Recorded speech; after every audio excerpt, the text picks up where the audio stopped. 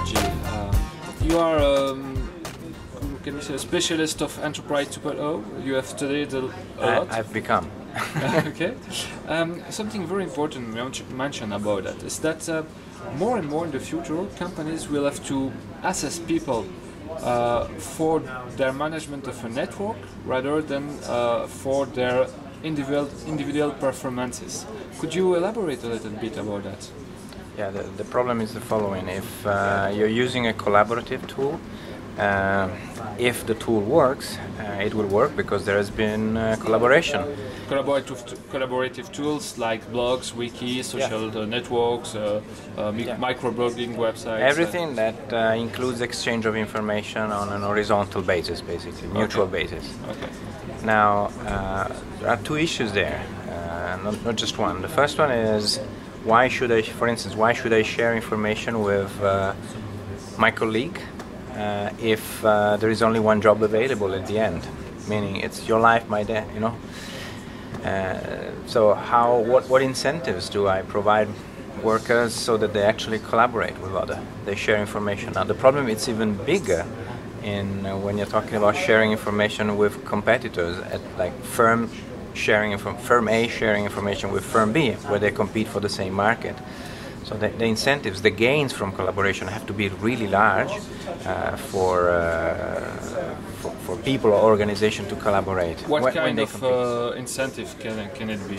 Well, it's easier for workers in the sense that, for instance, if you organize production in teams, well, then you evaluate the team, the performance on the team, not of individual worker. Then you let the team evaluate each individual worker, which is something different.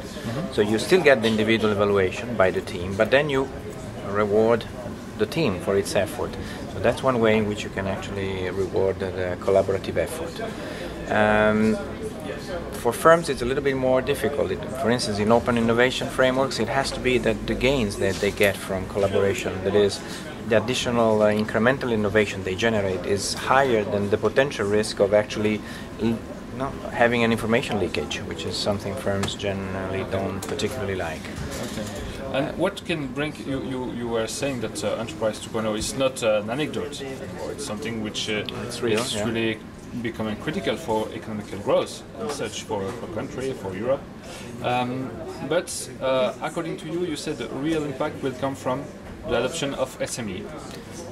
Well, there are not necessarily. I mean, in terms of growth of the sector of E2.0 providers, yeah, there's going to be a big change if it's only large firms or even small and medium firms, simply because large firms, they're large, but they're not so numerous. Yeah. However, small and medium firms are very numerous. So if it kicks in terms of sales for vendors, it will change dramatically the picture.